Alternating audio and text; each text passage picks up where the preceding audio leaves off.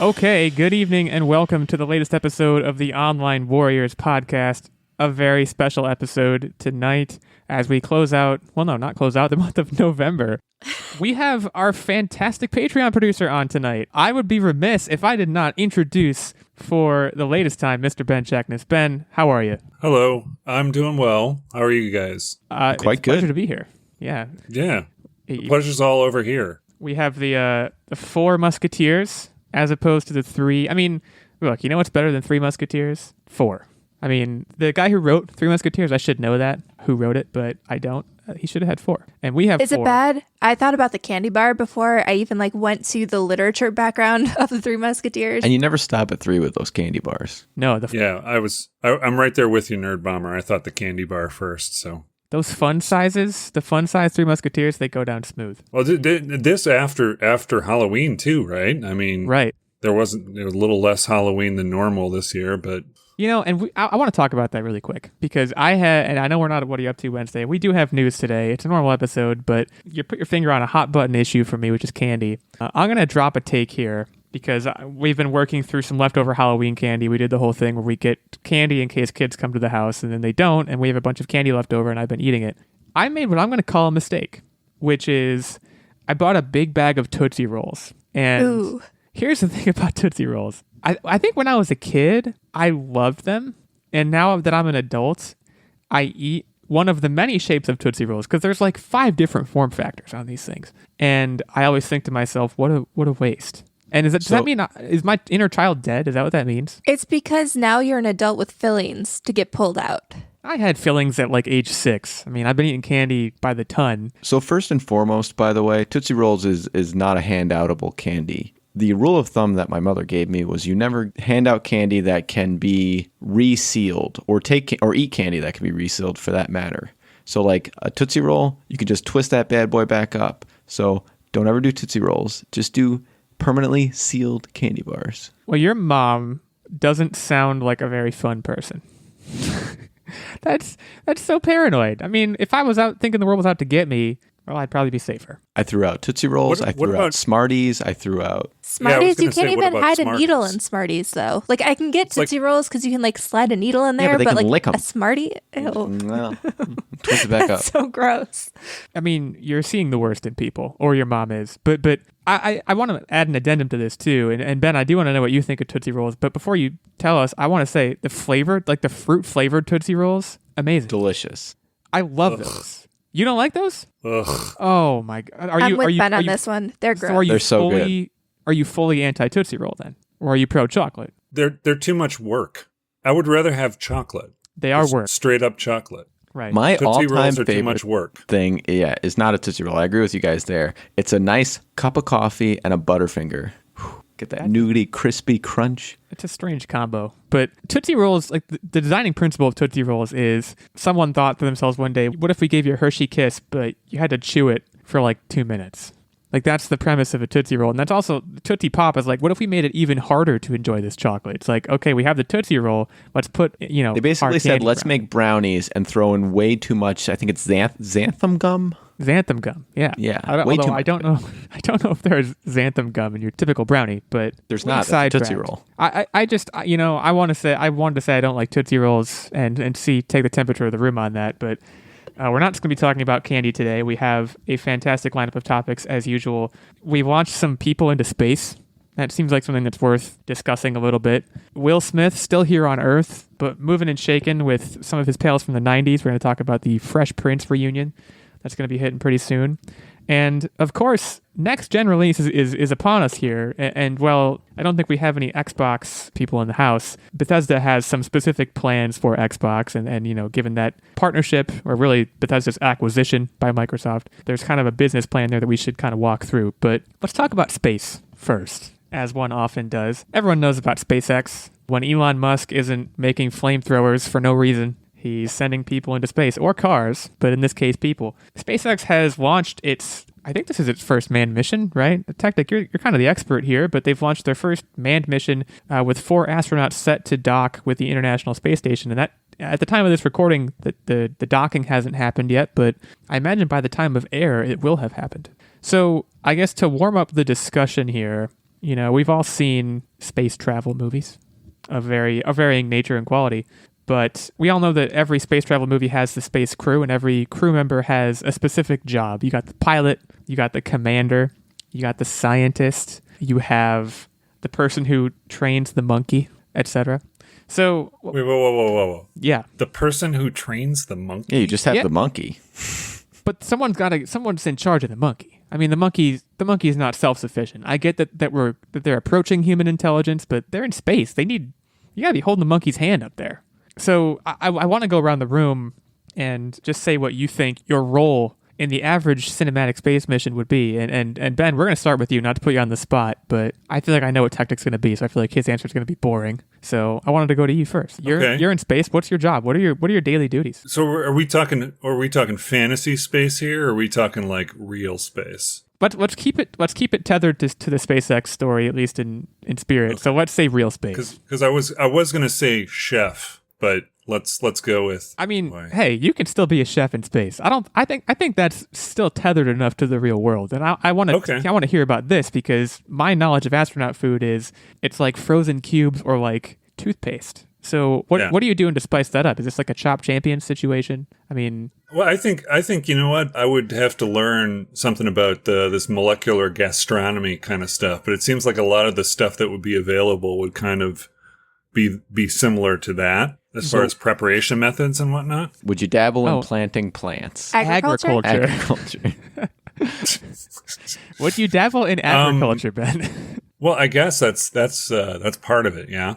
As far as getting the food, I suppose I wouldn't have a problem with it if it was a part of the whole cooking and making food for people. I mean, the good thing about... I'm going to say yes. And the good thing about being a chef on a spaceship, whenever you're going to the chef for some food, it means you're on lunch break. People are going to look to you as a positive force in their lives in the cold deadness of space. So you're immediately currying favor with all your other crewmates. And you get to expand your culinary horizon. So, well, for me too, it's about talking. It's about communicating with people. It's about connecting with people. So that's kind of where I'm at. It's a position in space where I can talk to people and give them what they want and communicate with people. And in a place where you don't think of communication with people. Spoken on that level. Spoken like a true space chef, if I may say so. So Nerdbomber, you're up in space. Ben's serving you food, but what are you up to? I feel like I would be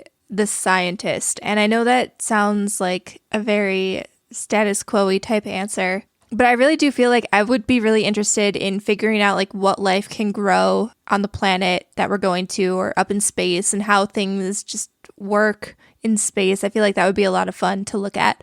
And I am kind of a pansy in pretty much every other area. So like, I don't think I would be very good at pretty much anything else. Like flying the plane, or I guess it's not a plane, it's a ship, but flying it, I don't think I'd be very good at that. And having to do anything involving strength or anything like that, I definitely would not be qualified to do. That is lower gravity. You're a bit stronger. Yeah, but I would not be the first choice to do anything involving any kind of brute strength. So I think I would be like the observer / intellectual, I'd like to hope, maybe on a plane. Or I keep on a plane, but it's up in space. It's not a plane. That would be your official title, observer / intellectual. I the thing about being a scientist, what makes being a scientist such an attractive option, and I have a feeling you stole Techtic's answer, but we'll hear from him in a second, is when you're in space and you're practicing science, like I say this as someone who's pursued a career and an education in science. The best moments in such a career are when you find a low-hanging fruit where you learn something and you're like, oh, of course. And also that wasn't that hard to learn. In space, there's so many low-hanging fruits. You can just take, I don't know, a pencil eraser up in space, and the entire experiment is what happens to a pencil eraser in space. And then you find out, and no matter what happens, it's a success because you learned what happens to a pencil eraser in space, you know? That's not a very good example, but you get my point. Like, you know, microgravity and stuff. What is the effect of microgravity on, like, anything is, like, a very open research topic right now. So you're the observer / intellectual, Techtic. I mean, you know me. And I know you. You're going to be the pilot, but either way. I'm going to be the pilot. You got me. Wow.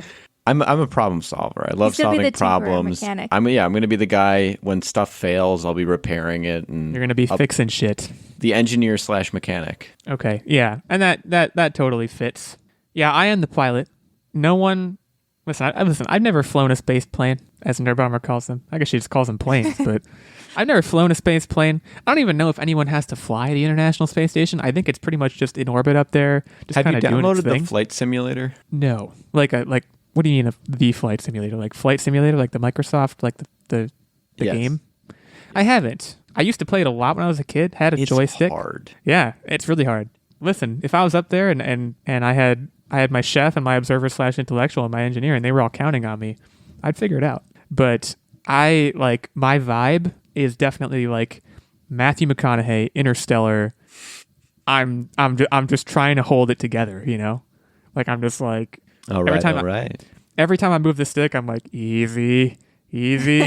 I say easy all the time. That's what I do as a space plane pilot. We would do very well in space. That's my takeaway from this. You know, A I'd well spend a hard balanced day- space team here. Yeah, I'd spend a hard day flying the thing. Tell Techtic to fix a stabilizer or something. Nerdbomber would learn stuff about pencil erasers, and Ben would all make us space filet mignon.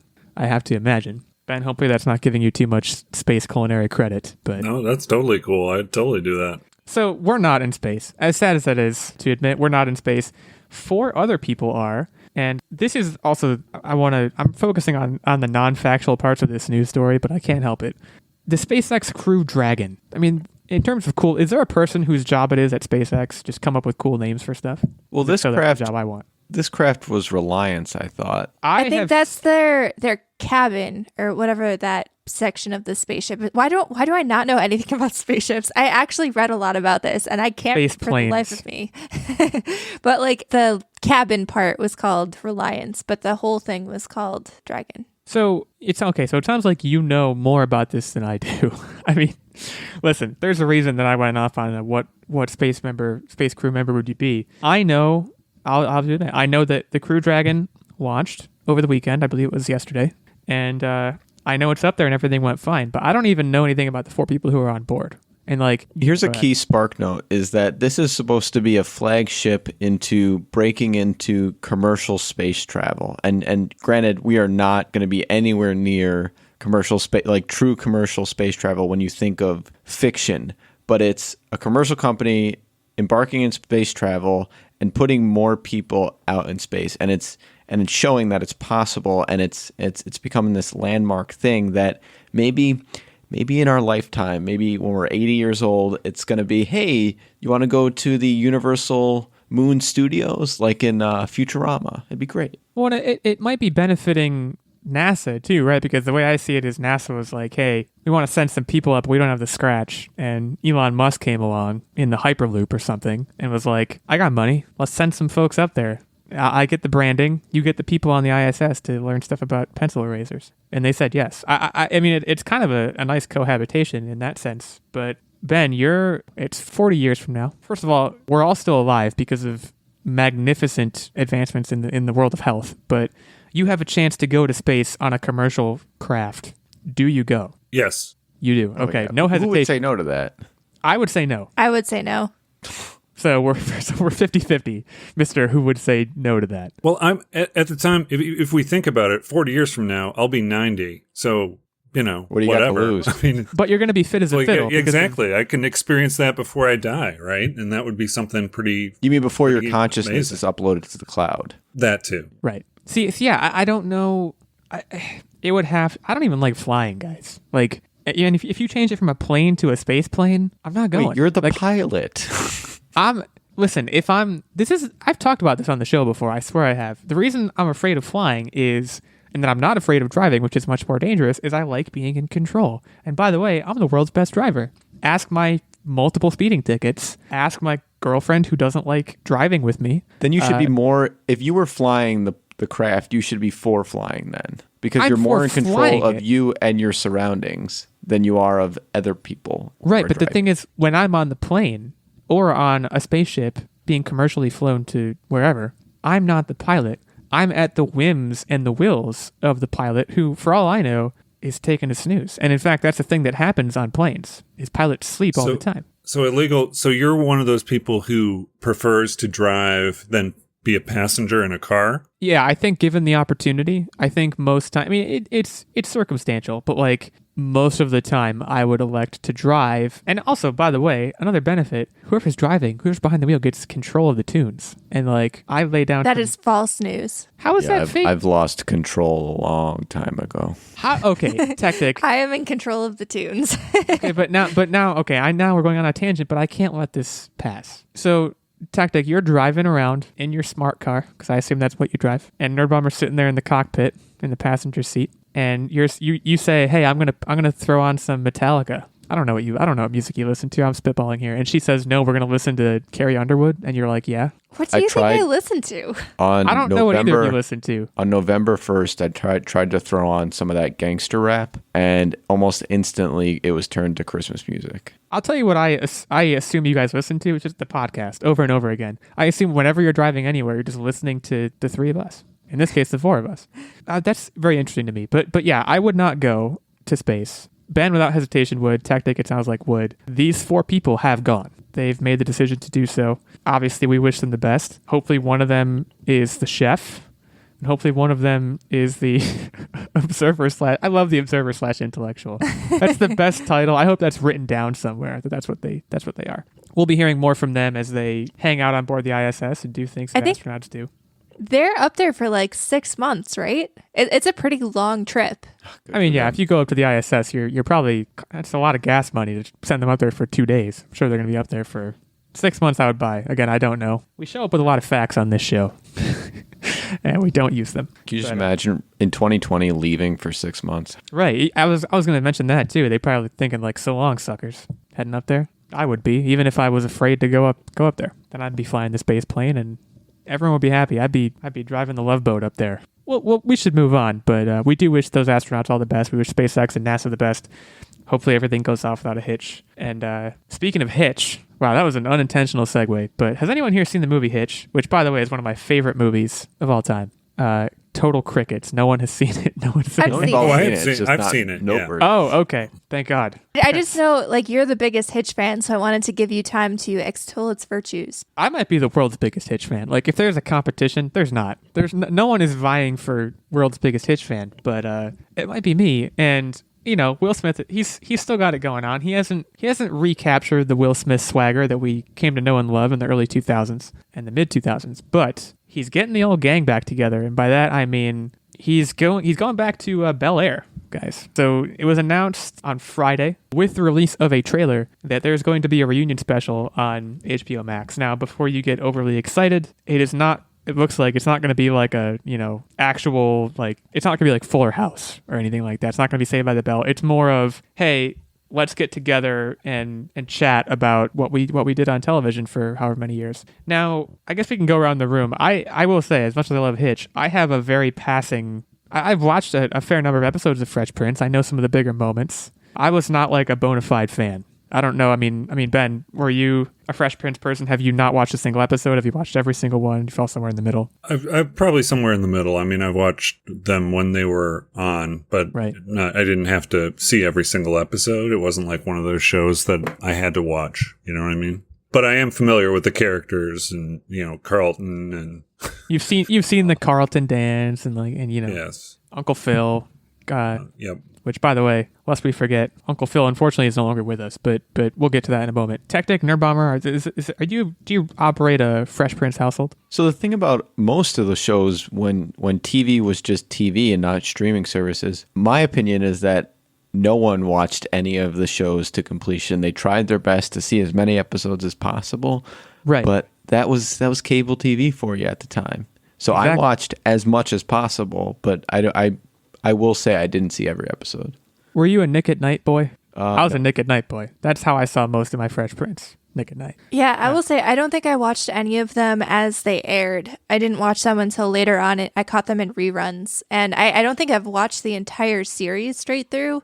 Like, I liked it, but I didn't like it enough to, like, hunt it down when it came out on streaming services recently. Because, like Techtic said, for the most part, catching it in reruns, you were kind of at the mercy of what they decided to show on cable TV at the time. So I don't think I've ever actually went through the entire series, but for the most part, I'm kind of like you and Ben, where I have a general gist of it and I've seen enough of it. Like, haven't seen every single episode, but definitely have seen more than like a passing glance at it. You know, I feel like for me, I've seen the same few episodes many times. Like, I've seen the episode where his dad shows up and he thinks he's going to reconnect with his dad and his dad leaves. And then there's the episode where Carlton buys a gun because they get robbed. Spoilers, I guess, but it's a sitcom, so every episode is kind of self-contained. So yeah, and that's the thing about sitcoms too, right? It's like you don't really have to know the family.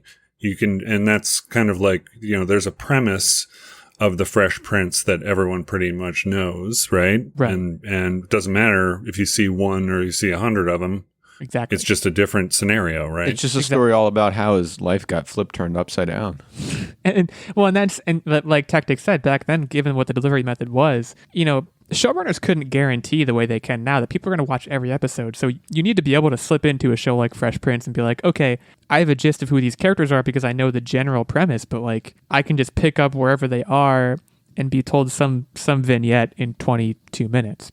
And they're coming back with this reunion, which is really just, it seems like the majority of the cast sitting in a living room, the living room from the show, the living room set from the show, and just kind of talking about their experiences. And in perhaps what is an unpredictable move, I'm going to come down on this one. Who's asking for this?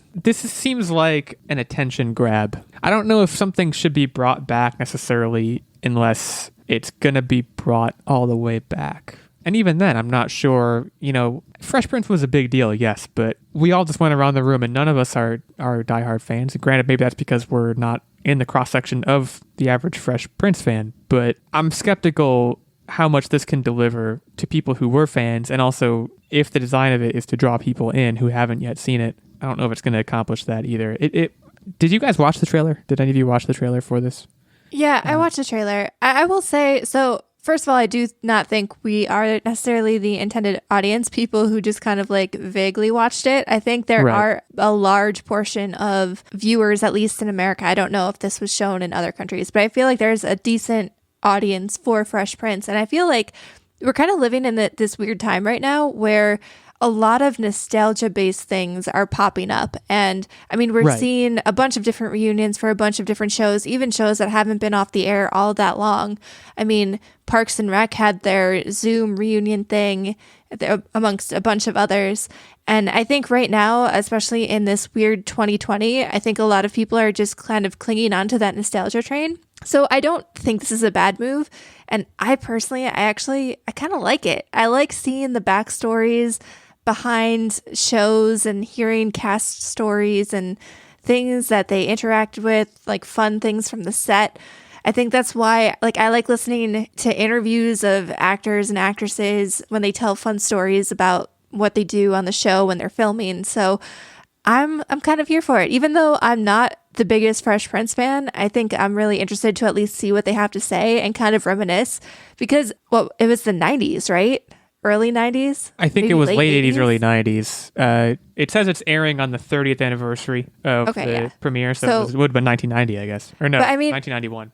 That time period, at least in my mind, to me, I have a lot of nostalgia about the early 90s, so stuff like this, I mean, I think it just puts me back in a happy place.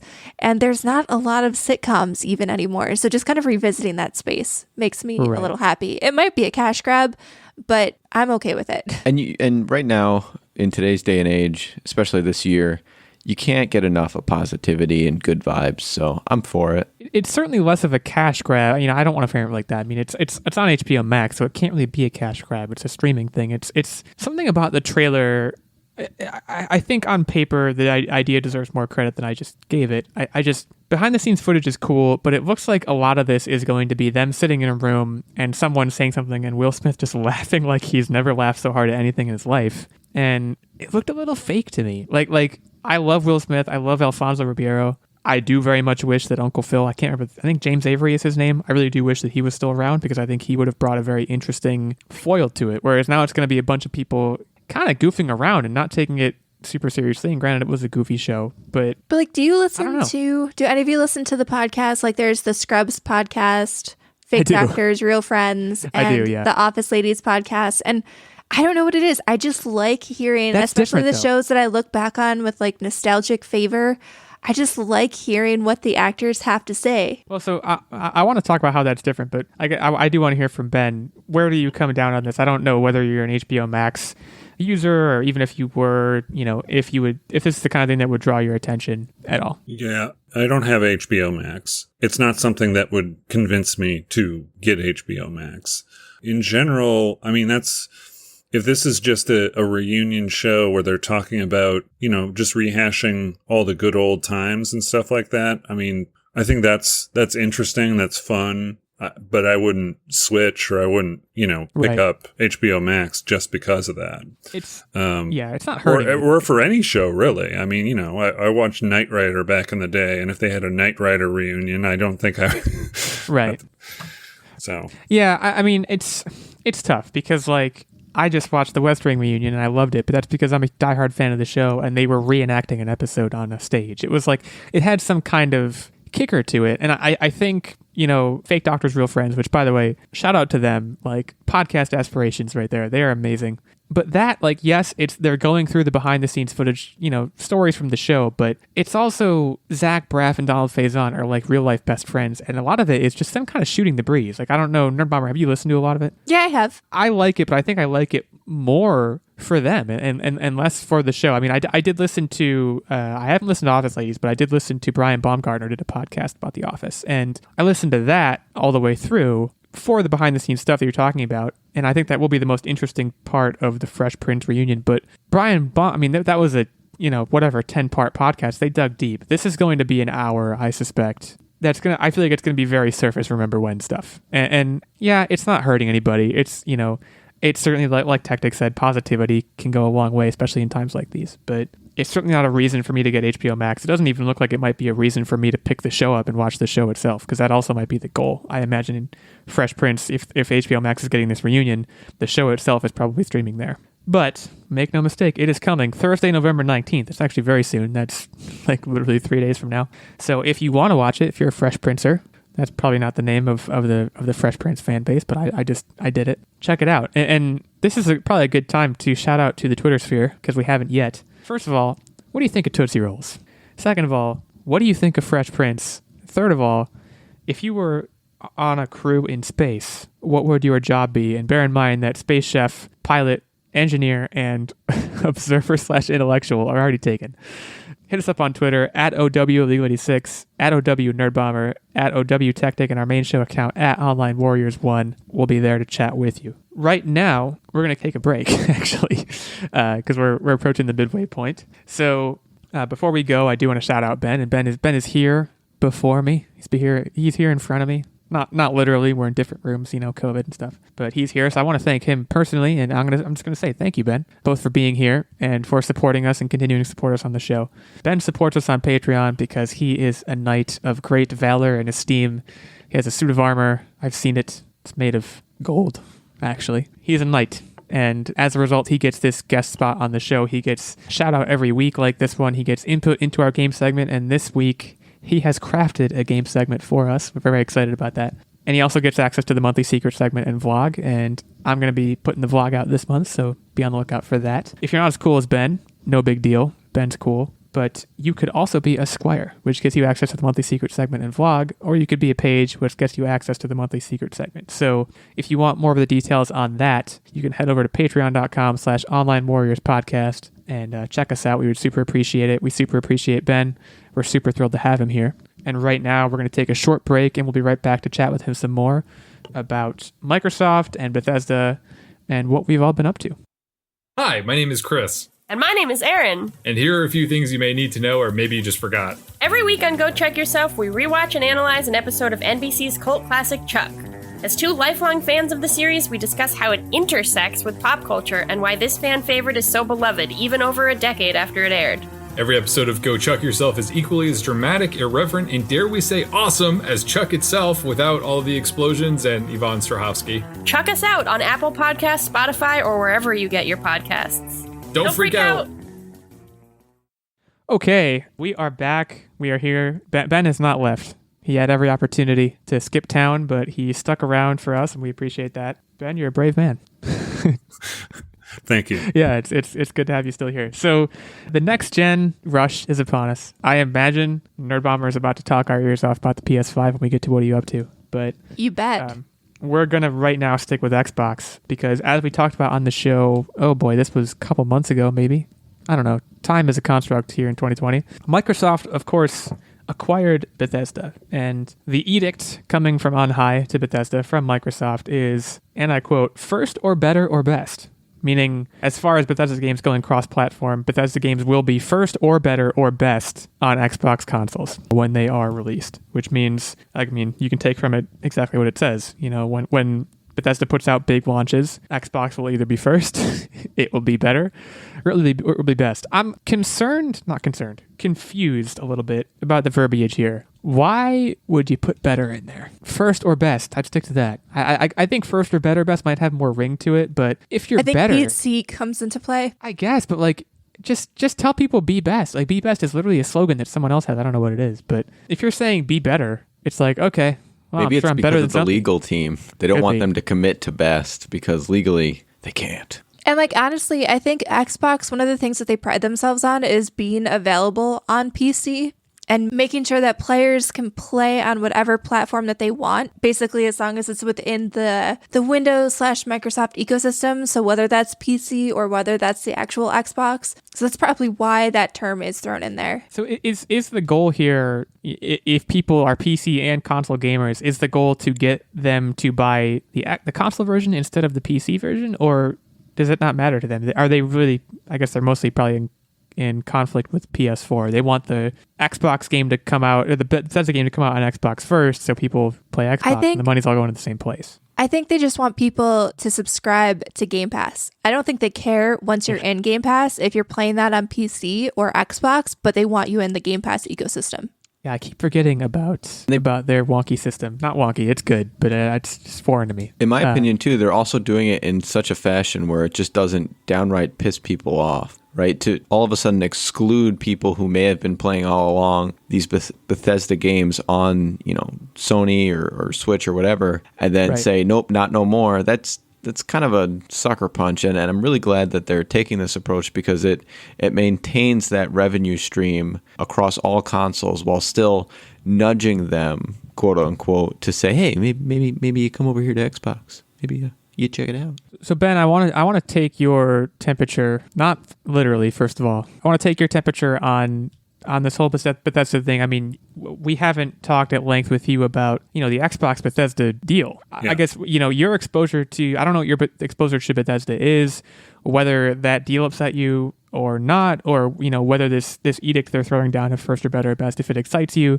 What's your take on all this? Wow. Okay. There's a lot to unpack here. So let's start with my feelings about the acquisition. I think that Microsoft overspent buying Bethesda. I don't think, and I know Techtic and I had this out a little bit on Twitter, but they haven't had, in my opinion, a knock it out of the park hit since Skyrim. Yeah. And, you can nitpick on a lot of the other games that have come out recently. Also, things under the umbrella, like Doom and things like that. But as far as like knock it out of the park hit, it really, Skyrim is what I think of. I don't think of Fallout. I don't think of any other games. And I don't, right. And I think that right now they've got a lot of things in the pipe, but those things that they are working on currently are Sony exclusive titles right now. They're not working on anything for Xbox other than like future titles. Like I think Starfield was one of them that was going to be out soon.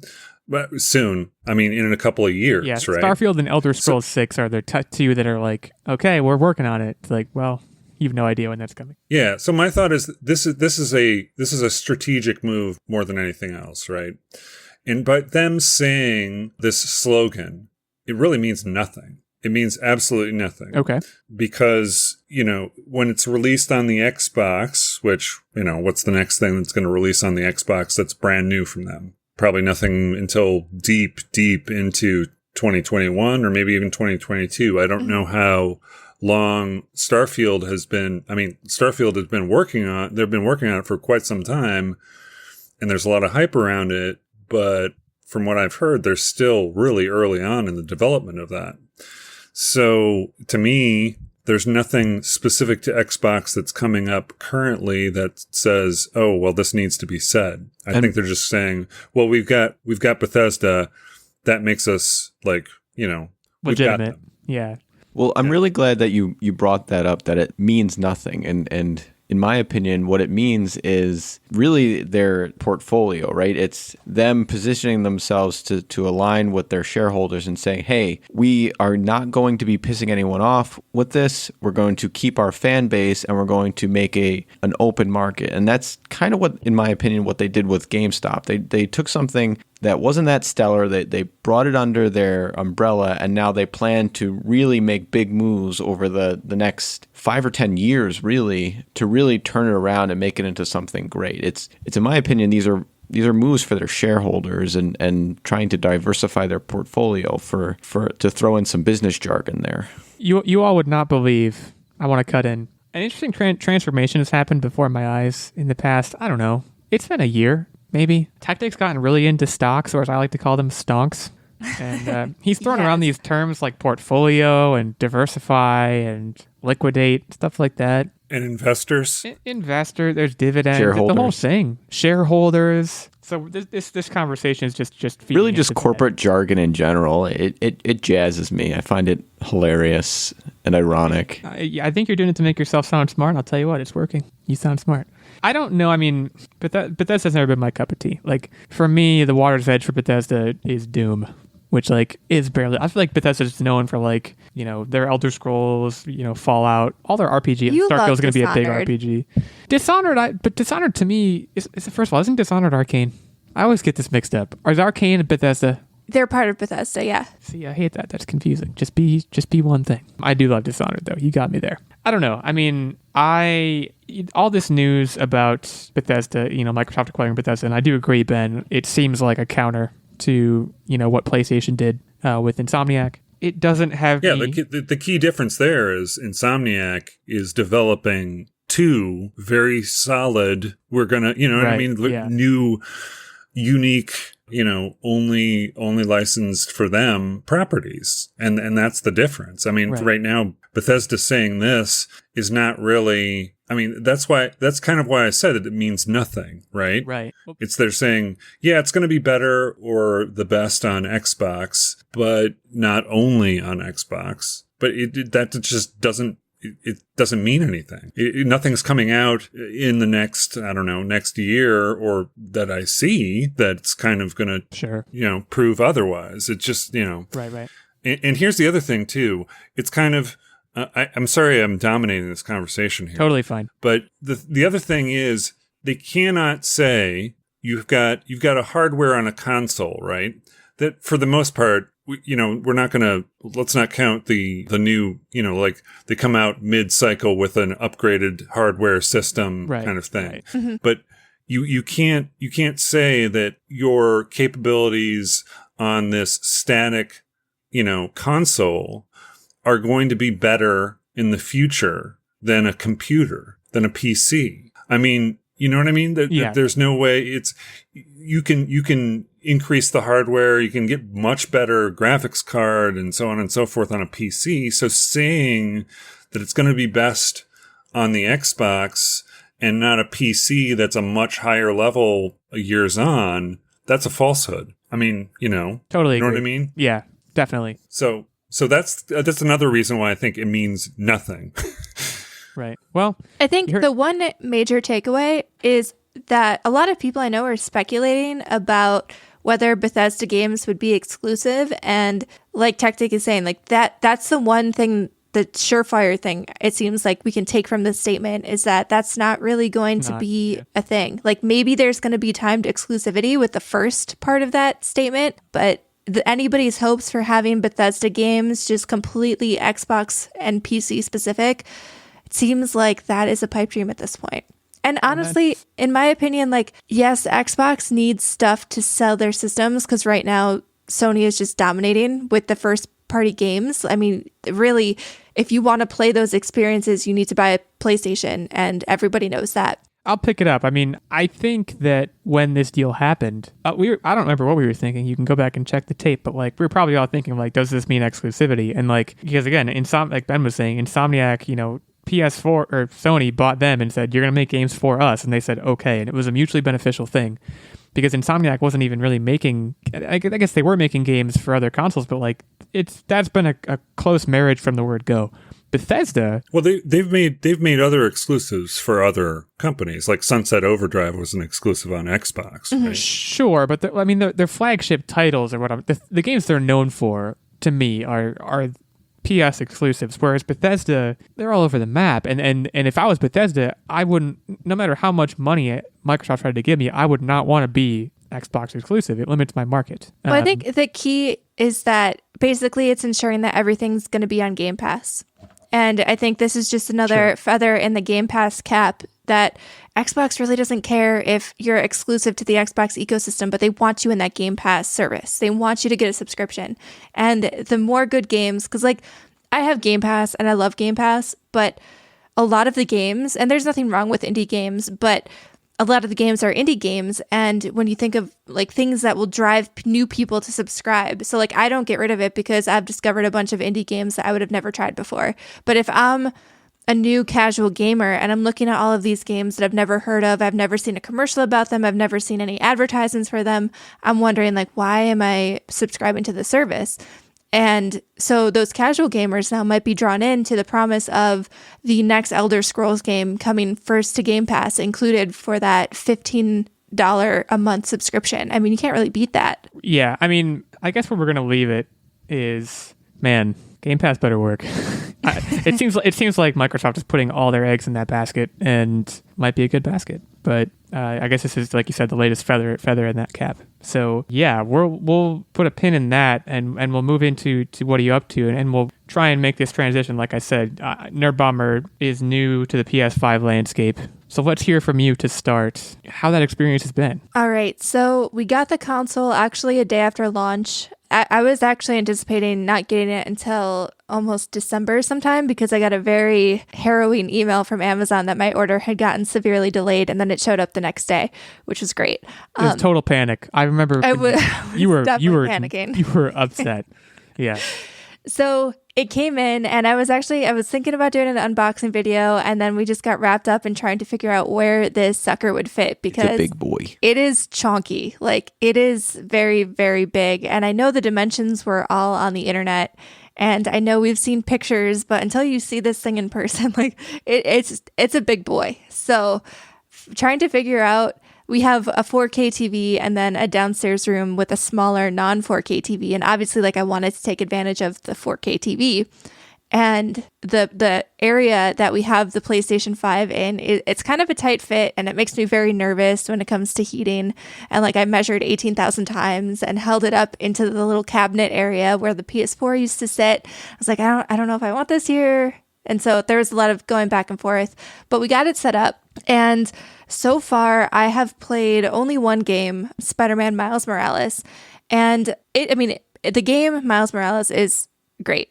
It's really fantastic. I think it's pretty much, I don't want to say more of the same if you've played Spider-Man, but it's more of the same, but with a different character and different skill sets that make it feel unique enough. Like there's a whole story. It's obviously a lot shorter than the original Spider-Man game. I think it's probably about half the length. I've only played it for maybe like 5-6 hours, and I'm a good chunk of the way through it. But there's a new electrical skill set that I think everybody knew was coming if you're familiar with Miles Morales in the comics.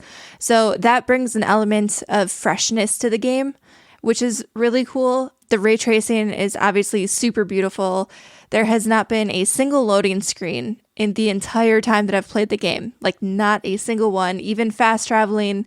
Like, there's no crazy subway scene that you watch over and over again. Like, it's nothing. You just literally blink of an eye and you're halfway across the map. It's pretty incredible. But what I would say, the thing that is most revolutionary and I didn't think I would be saying this, but the thing that makes it feel most next gen is the controller. And I've heard I'm about not this. like, you guys know me. Part of the reason why I love Xbox is because I like the controller better. I thought, like, the form factor, it's just thicker and it feels better in my hand, which that sounds really bad. Nice. But, That's gonna be spliced by some fan into a standalone clip. But okay, carry on. There's something you can do now. but like the offset thumbsticks and everything, I like that about the Xbox controller, but the DualSense is freaking crazy. The haptic technology is a lot more sensitive and feels a lot more unique than any Rumble experience that I have ever felt in any other controller that I've ever played with in my very long years of gaming. And even like the haptic trigger feedback is incredible because like we're web swinging through the air and the resistance on the trigger changes very slightly. Or if there's like a rumble, like you have an electric web, everything just kind of like rumbles and you feel that feedback in the triggers. And it's very hard to explain. You're probably thinking like, oh, it's just rumble. Like I don't understand what the big deal is, but it's just so different. And I don't know if that technology will continue to be used, especially when you get into third-party developers making games across multiple systems. I don't know if they're going to really delve into that technology.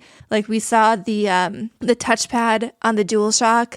I mean, it was new and some first-party studios used it, but for the most part, a lot of studios ended up just using it as an extra button, and that was it. So I don't know if it'll be a continually used set of features, but it feels really awesome. Yeah, it'd be kind of like a girthy undertaking for these smaller companies.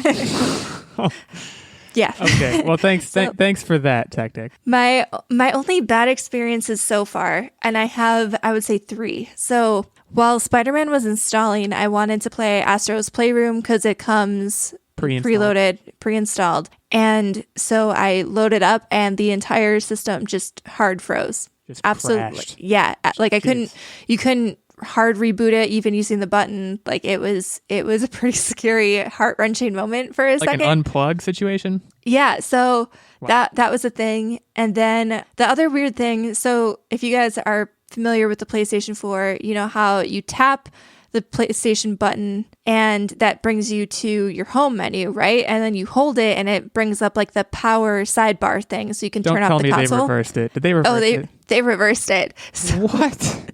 I went to turn off the console and I'm sitting there and I'm hitting the button and like nothing is happening. And I'm like, Techtic, I legitimately do not know how to turn off this console. And I had to Google it and it made me feel really stupid. But yes, they did.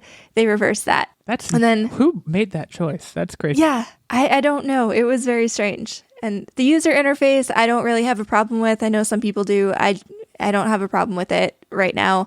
The only other thing is that we had a really bad windstorm and it knocked the power out while I was playing Spider-Man. And this is my only quip, and this is all Sony consoles across the board. When the power goes out and I'm playing on my Xbox, I don't get that like really terrifying message that pops up saying that if I don't turn off my console the right way, my entire console is going to brick or my storage is going to be corrupted or anything like that. And I would just love Sony to find a better way. Like, I know they don't want people to just like unplug it from the wall or something, but like, could we not have to repair my storage every single time? My internal storage shouldn't need to be repaired every time there's a power outage. Did you need to repair it? It said it needed to repair, and it was like a 5-minute process. And there just has to be a better way. Here's my thought on that, Nerdbomber, is it's new, right? It's got a new UI. It's a brand new front end. So maybe that's something that they're doing now, you know, just to safeguard. Mm-hmm. You know, maybe that's not going to be happening in the future, restoring all those things. I mean, there'll still be the message, right? But as far as I think maybe they're just trying, this is still new, a new OS for them out in the wild. Well, so I think that's probably a reason. And they're being extra careful too. This is also brand new hardware, so they're like, all right, we really have to do everything we can to make sure that these things don't brick. And if that means waiting 5 minutes and having a heart attack and peeing your pants because of some error message, so be it.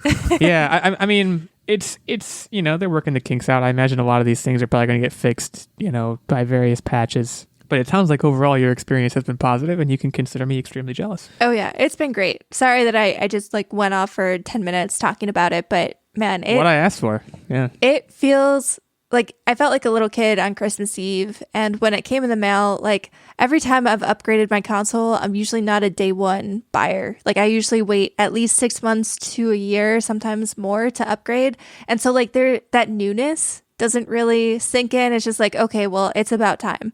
But man, it was really cool to be on the bleeding edge of the next gen. And it really, like I said, that controller really made a big difference. Yeah. So Nerdbomber, I've got a quick question for you. Have you played any previous gen games on your PlayStation 4, and how does that work, or does it work well, or? So I On haven't the 5? Sorry. Oh, yeah, on the Yeah. PS4 games on the That's a really good question. So I haven't played any, but I have downloaded them. And for the most part, like I did boot up Ghost Runner, but I didn't actually like start playing it, but I did boot it up just to see if it could boot and what that process felt like. And honestly, it was as easy as going into your game library. If you have a digital game, I didn't try putting a PS4 disc in, but I'm assuming it would probably be the same. But going in your digital library, and if a game has PS4 and PS5 support, so like Maneater has both, it actually gives you the option which one you want to install on the PlayStation 5. And essentially pretty much every game that I owned was available, and then you just clicked it and it started downloading. I think there were a few games like Resident Evil. I think that is not available on the PlayStation 5. They don't have the backwards compatibility figured out for that yet. But Why when in the world do you those, have Resident Evil on your PlayStation 5? You're the last person in the world I would expect to have that game.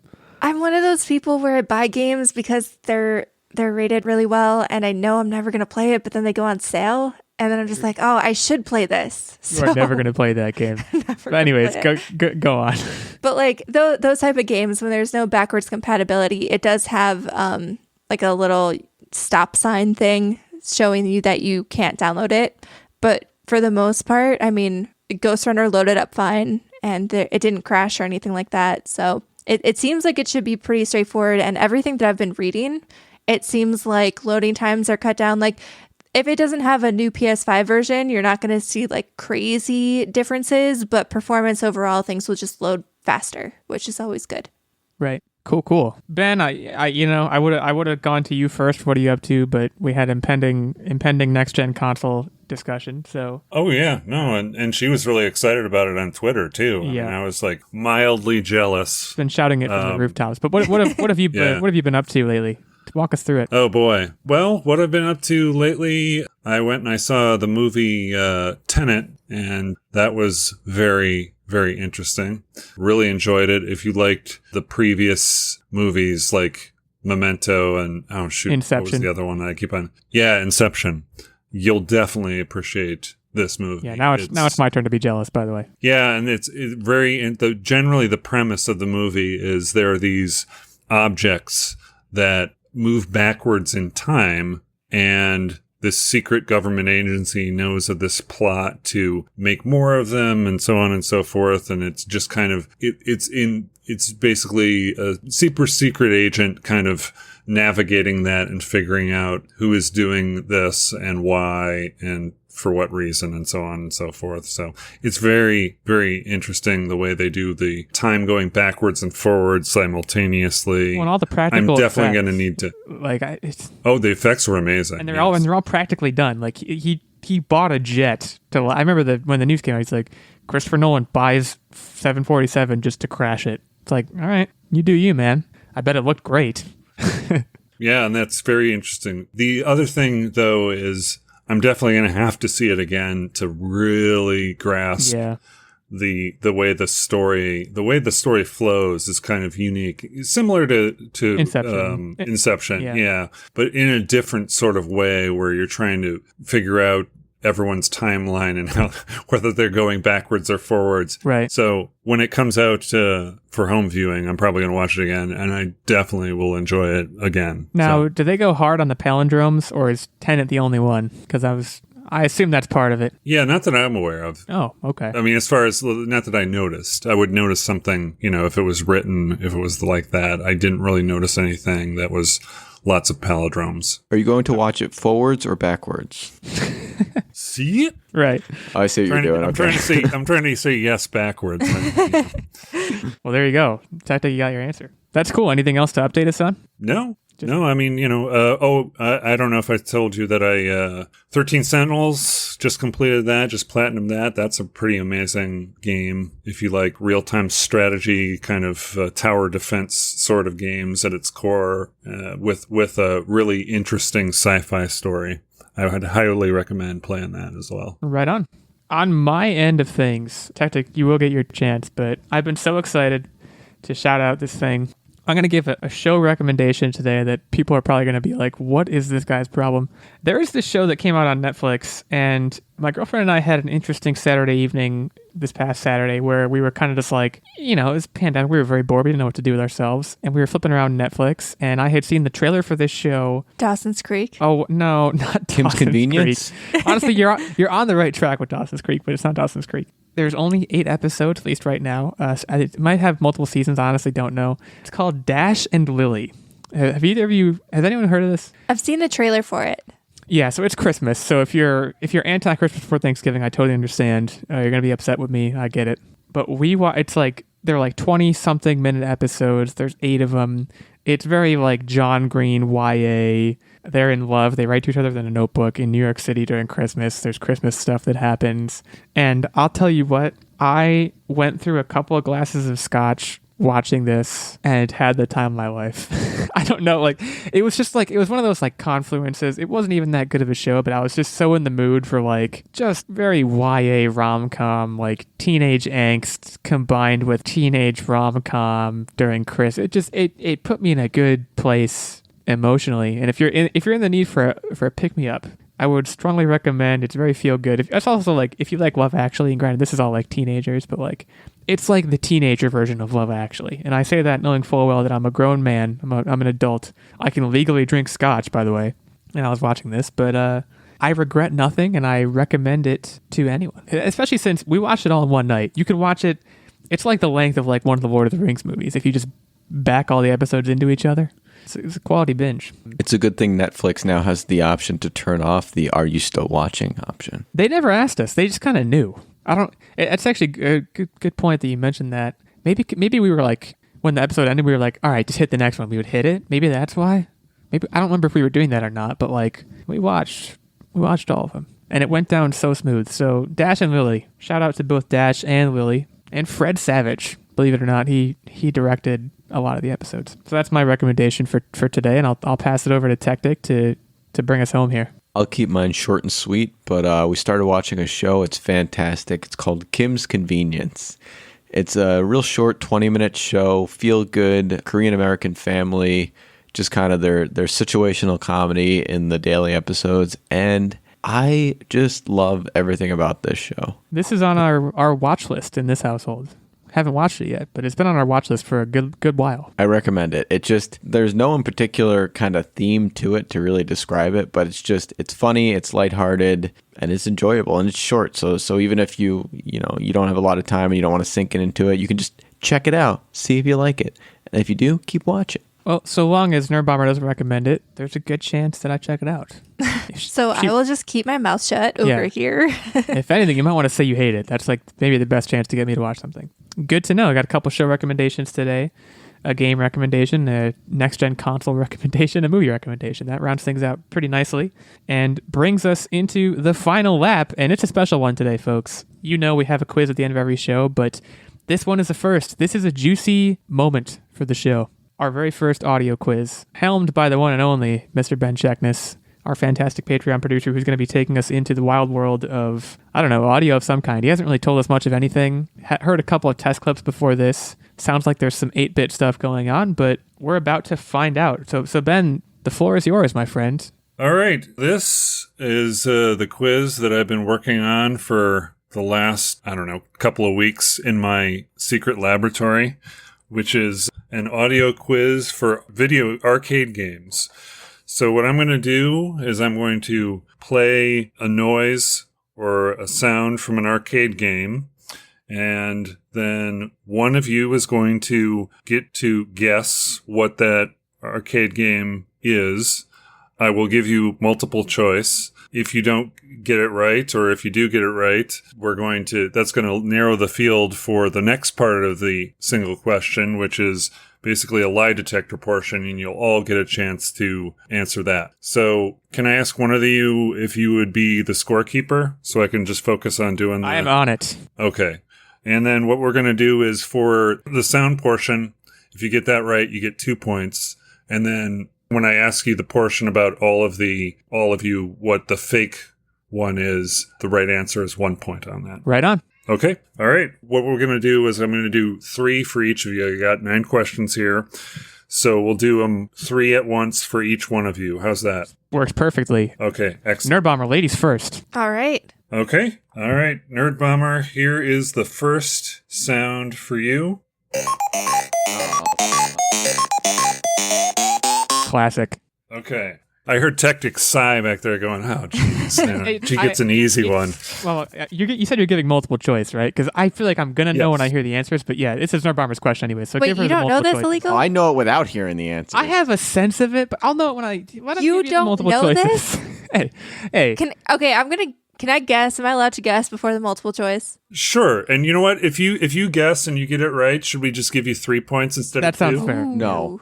Yeah, that sounds fair. Come on, she's got it. This is 100% Pac-Man. Yep. You are 100% correct. Okay, that's 3 points for Nerdbomber. That is Pac-Man. So wait, you really Okay. didn't know that sound? I would have figured it out with the multiple choice. Can we move on? Can we move on, please? So here's the second part, which is the guess which one is the lie detector or the fake one. Okay. We've got of the multiple choice. We've got, of course, Pac-Man. That's the real one, so we can eliminate that. Super Pac-Man, Graham Pac-Man, Professor Pac-Man. Oh man. One of those is fake. Which one is it? Nerdbomber? I think it's Graham Pac-Man. I feel like I've played Professor Pac-Man. Yeah, it's Grand Okay. Pac-Man. And then No, I'm dissenting. It's Professor Pac-Man. That's not real. okay, let's see. You, Illeagle, are incorrect. Of course. Sounds right. Professor Pac-Man was a game that came out in 1983, Bally Midway, without funding from Namco. Namco designed Pac-Man and Super Pac-Man and most of the Pac-Man games, but they licensed the name to Bally Midway. And Bally Midway made this quiz game, which is kind of like you have 3 buttons and you can answer, So it's it's like not one of those Pac-Man. visual quiz games. Dang it. But it's not actual Pac-Man. It's just Pac-Man professor giving you questions and you answer the questions within a certain amount of time. It's just a quiz game. Needless to say, it flopped. Right. But it So- still existed. But it still existed. So Grand Pac-Man is the correct answer then. Grand Pac-Man is the correct answer. So that gives, of course, me 0. Techtic has 1 point. Nerdbomber with a cool 4 points going into her second question. Okay. I'm going to need a miracle. That was probably the lowest hanging fruit I'm going to get, and I dropped it. Well, listen, there are 8 more questions left. Right. You've got plenty of time. Certainly true. Okay? Don't count yourself out of this yet. All right. Question 2 for Nerdbomber is this sound.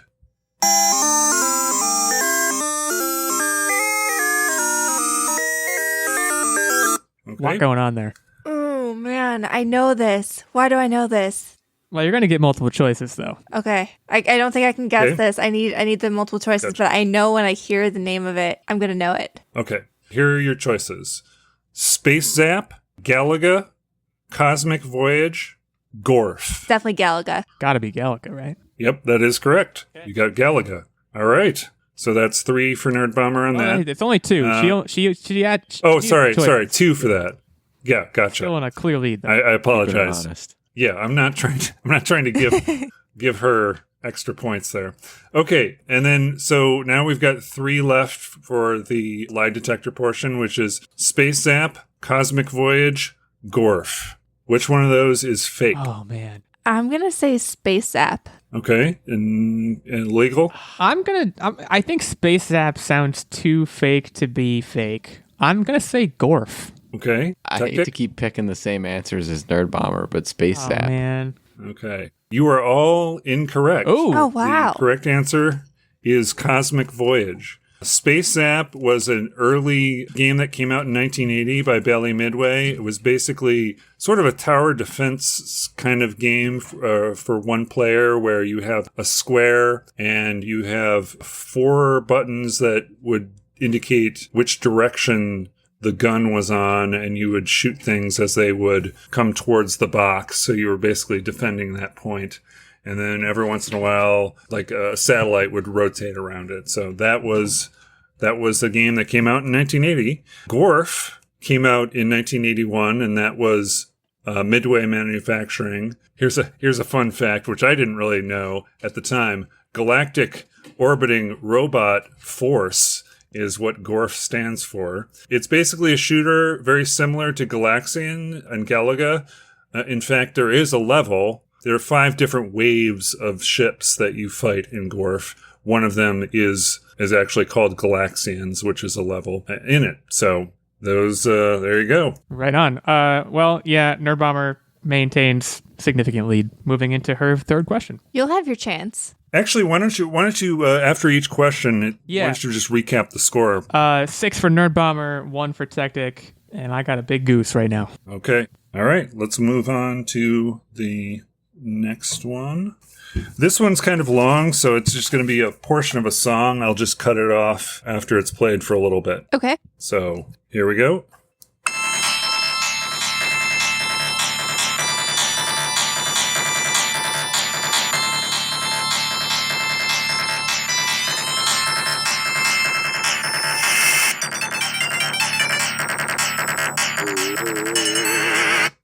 Okay. That slaps. Most familiar one to me yet. I still Really? don't know what Because it that's is. the least but- familiar one for me. Samesies. All right. Nerdbomber, here are your choices. We've got Zwackery. If you want me to spell any of these at any time, ask me to spell them, because I know Zwackery could be kind of tricky. But Zwackery is number 1.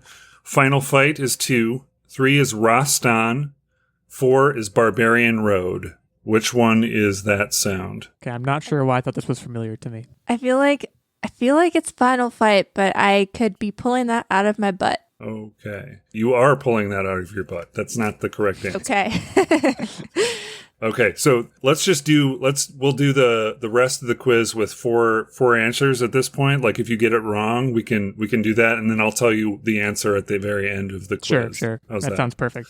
Okay.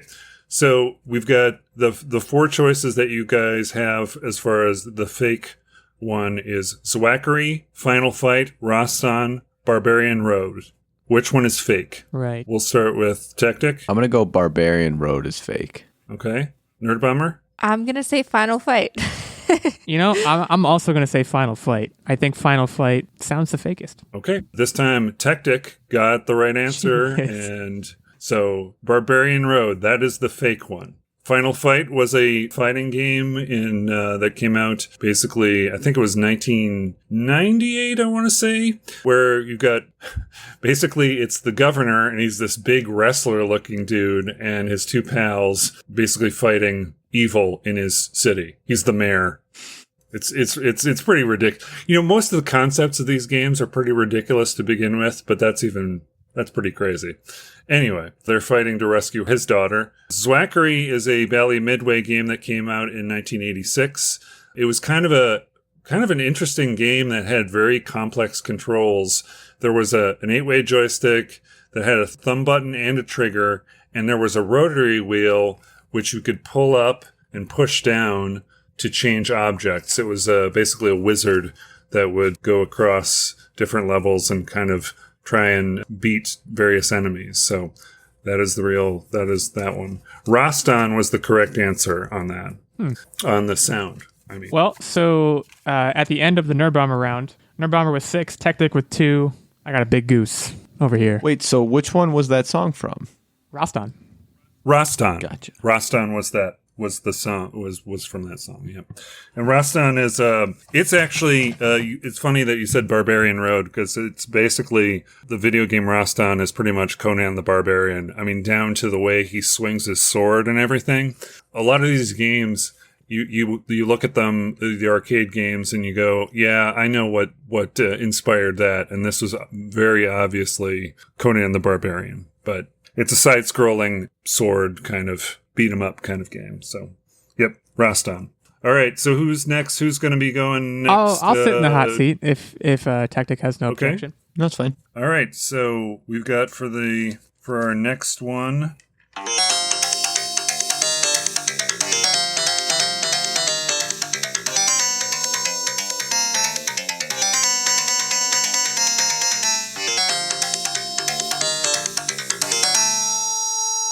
Okay. Definitely gonna need options. I'm not just gonna blind guess like Nerdbomber did. That was very impressive. All right, so that is the round start sound for what game? Rolling Thunder, Time Killers, Spy Driver, Crackdown.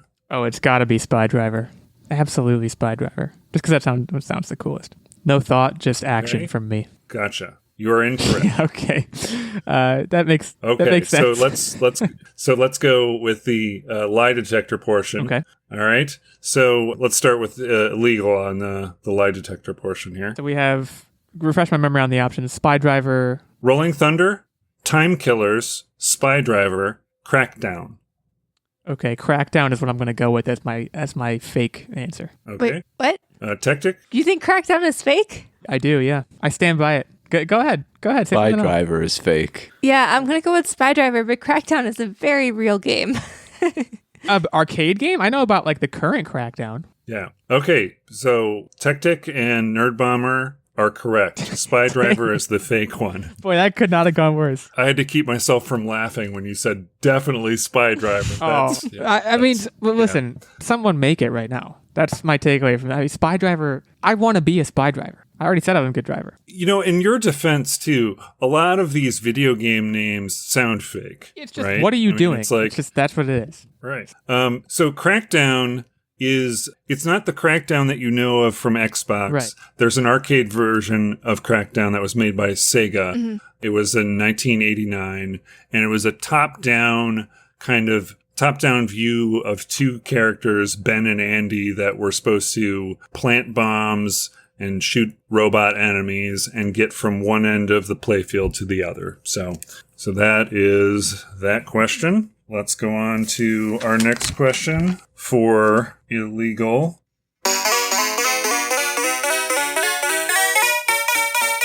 Oh my gosh, I know this. I know that too. How do you guys know Okay. these? I feel like a We real had a ignoramus. childhood. Well, okay.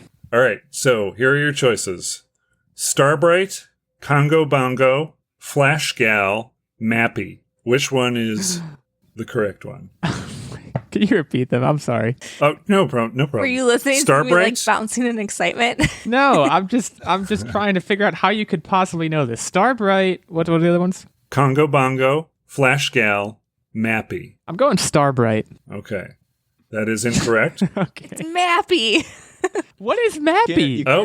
Oh, I'm sorry. I got so excited. I'm so sorry. Okay, so now we know it's Mappy because Nerdbomber broke the game, but we still have to do the lie detector part, and I still have to try and I'm get sorry, 1 point. Yes. I ruined it, So- but so Mappy she- is an incredible game. It's so stupid, but I love it. It's amazing. Yeah. Yep. I agree. I love that game when it came out. It's 1983, a police mouse. It's all right. Sounds Here, talk incredible. about this premise. It's a police mouse trying to find pairs of stolen merchandise in a mansion that's a cat mansion, and they're all Meowkies. That's the name of them. So great. So I they're- love it. They're chasing. Yep. Well, on that note, unfortunately, though, you don't get any points for that. Maybe I should take away a point for that since you got all excited. It's about okay. She just got excited. I don't want to penalize that. It. Okay. All right. So we've got the remaining ones for the lie detector. We've got Starbright, Congo Bongo, Flash Gal. Which one is fake? At this point, I have to bet against myself and say it's Starbright because I can't figure this out. So I think Starbright's the fake one because it's the one that I chose. Okay. I'm going to go with Flash Check it. Girls. Flash Gale. It's Flash. Yeah. Flash Gal. Are you still going with Flash Gal? Yeah, I'm going to go with that one too. Okay. I'm going to say Congo Bongo. Okay, so someone's gonna get a point. Yep. And guess who gets the point? Oh my Illeagle God. gets the point. I did it. Starbright is the fake one. Congo Bongo was a game that came out in 1983. It was basically it was an isometric 3D where you were a character that had to climb to the top of a mountain. Very similar to, it's kind of similar to like Donkey Kong, where you had to climb up ladders and jump over things as they get thrown down by this Bongo, which is the name of the monkey. The whole premise of the story, which is also kind of funny, here's the summary. Bongo the monkey played a trick on the explorer by lighting his tent on fire, and so now the explorer wants revenge, so he's going to catch him. That's the premise of the game. Classic Congo Bongo. So, and then also Techtic's Answer, which was Flash Gal. That was actually a game that came out in 1985 by Sega. It's a 2D kind of side-scrolling, some shooting elements, but basically a side-scroll beat-em-up game where you play a character, Flash Gal, that's very similar to, she's like a superhero. I would say similar to Wonder Woman. She's got a car and a jet and so I think that was the inspiration on Flash Gal. So, all right. And then we've got one more for me. All right. I'm confident that you may get this one, Illeagle. Gosh. I'll try to keep my mouth I shut. believe. The pressure is on. I believe. Yes. I believe in you. Here we go.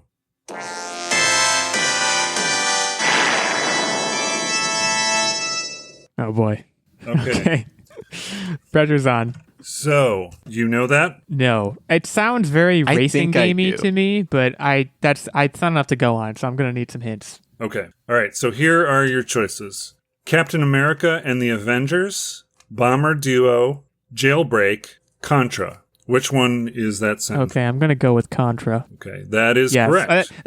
That one, I know Contra's a big enough deal, and I just wanted to make sure I went with one that I knew for sure was a game. So, Contra, yes. Okay, so I got one of the actual questions right. That's a major win for me. Yeah. We could do the lie detector. Congratulations. Yes. Okay. And let me just say, Contra was one of those games back in 1987 that I almost got to the point I could do it on 1 quarter in the arcade. Respect. Almost. I just getting to the very end with the alien heart. That was the part that was really tough. But anyway, almost. Not quite an arcade master on that. Okay, so lie detector portion. Which one of these is fake? Captain America and the Avengers, Bomber Duo, Jailbreak. I'm going to go with Captain America and the Avengers, actually. Okay. Techtic? Yeah, same. Okay. You guys Nerdbomber. suck. You knew that's the one I was going to choose because It I has hate to be. Captain America. Well, so. but I know Bomber Duo is real. Jailbreak, I guess, is kind of a flyer, but I think Captain America, I think there's licensing issues abound. I'm going to go with Captain America. Yeah, I'm going to go with a 2 to make it boring. But to be fair, I hate Captain America, so even if I went first, I still would have picked it. Okay. Okay. Well, I'm glad I know your motivation. Thank you. Okay, so the correct answer is Bomber Duo. God, the one that the one that I said I knew was real. Okay, yeah. That makes sense. I think that's the second or third time you've said that. Like, I know it's definitely this one. Yeah, just stop Well, making those but- claims. I very often know things that aren't actually true, so Yeah. that tracks. Now, in your defense, there is a game that's called Muscle Bomber Duo, which is a wrestling game that was put out by Capcom. Definitely But what I was- Bomber yeah. Duo by itself is not. That's So what can I they- get a score check? Definitely what the confusion was. Yeah, so actually, it's interesting in a sense. Nerdbomber is still miles ahead with 7 points, but Techtic and myself tied at 3. We're playing for second, but Techtic still has his big boy questions left, so he might win the whole thing. We'll see. Yeah, We'll see. Basically, I suck. Okay. And then also, let me just tell you about Captain America and the Avengers. That was a game that was put out by Data East in 1991. And this is well before, any kind of licensing as far as movies got as serious as they are now. I mean, in fact, I think, a lot of the Marvel properties were, you could pretty much do anything you wanted with them at that point back in 91. But yeah, that Captain America and the Avengers was a side-scrolling beat-em-up that was basically had Captain America, Iron Man, Illeagle's favorite, right? Of course. Vision, and Hawkeye. Those were your choices on who he could be in the game, and it was 4 players simultaneous could all play together. Kind of a cool thing is a list of villains on that. Sorry, I've got a lot of background on this, but it's kind of interesting when you have a property like that. They spent a lot of time on bringing actual villains in. You've got Whirlwind, you battle a Sentinel, Wizard, Grim Reaper, Mandarin is in it, Juggernaut, and then finally, of course, the Red Skull, who's your main enemy. So those are some of the villains in it. So, all right, let's move on to The Techtic round. Techtic. Yeah, the Techtic round. Are you ready, Techtic? Yes, I am. Okay, we'll start with your first sound.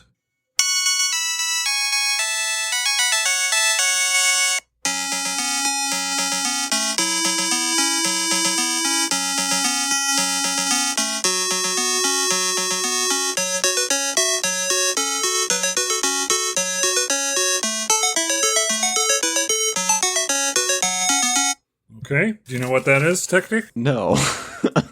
Okay. Okay. There's a lot to work with there. You didn't know it? I don't know it either. I'm just messing with you. Okay. We've got 4 choices for you, Techtic. It's either Yi Are Kung Fu, Karate Champ, Black Belt, or Pit Fighter. I'm going to go with Karate Champ because it feels like it's going to be this super Americanized thing trying to do its spin on karate and Asian culture in general. You are incorrect. Ooh. Okay. All right. So now let's move on to the lie detector portion. Do you want to pick that up again, Illeagle, as far as which one is fake? Yeah, could you read them out one more time? I think I know, but I want to make sure. Yeah, sure. Yi Are Kung Fu, Karate Champ, Black Belt, Pit Fighter. I think I'm going to go with Black Belt. Okay. Techtic? I'm going to double down on Karate Champ. Yeah, that was my other thought. You might be right on that. Okay. And then Nerdbomber. I'm going to go Pit Fighter. Okay. Actually, Illeagle is correct. Yes! Come back. Black Belt is the fake one. Karate Champ it came out in 1984 by Data East. It was kind of one of the pioneers of fighting games. Each player had 2 joysticks, and they were 8-way control, so you could actually do, I think it's like 24 different moves by combining the joysticks in different directions. So it was probably like the first player versus player fight game that was out there. As far as which one was the correct one from the sound, Yi Are Kung Fu is that music. That's what it's, which basically means 1, 2, Kung Fu. Aha. Yi Are Kung Fu. Well, there you go. So, all right, let's move on. Tactic, I'm ahead of you now. Right. Just FYI, score update. I have 4. Tactic has 3. Nerdbomber has 7. So Okay. I think I just need to get one right. right to, at the worst, tie with you. yeah, to ice the game. Let's see if you can. You know what? I'm kind of confident that Techtic is going to get this one. You have too much faith. Techtic, here is your sound.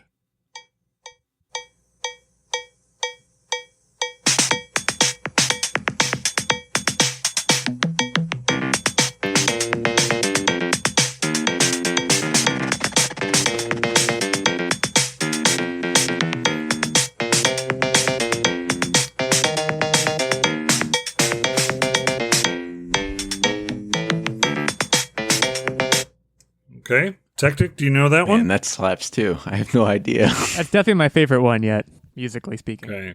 All right. Here are your choices. Techtic. Okay. It's one of these 4. Dishwasher Dave, Paperboy, Domino Man, Root Beer Tapper.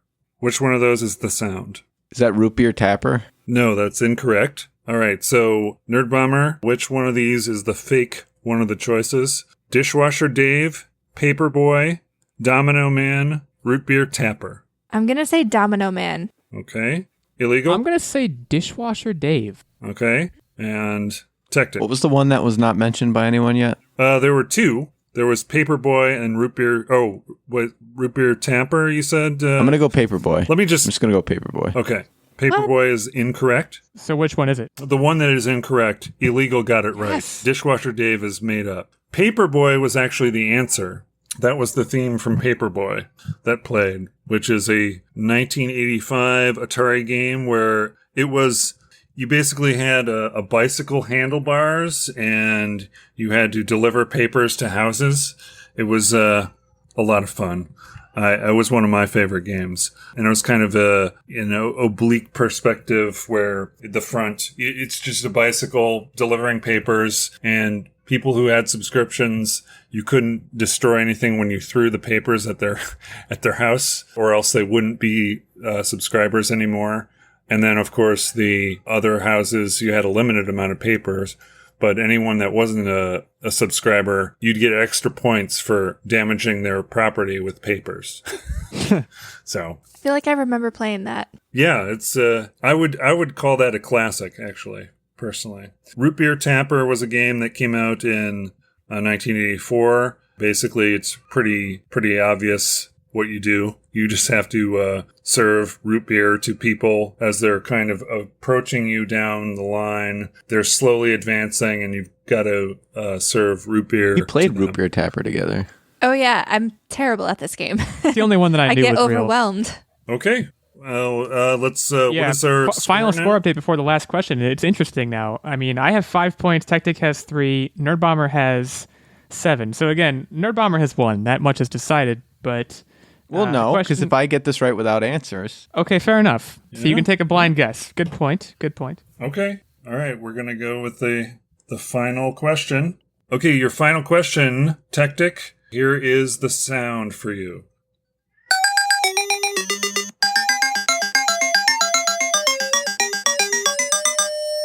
can you play it again? Yeah, that is I know this.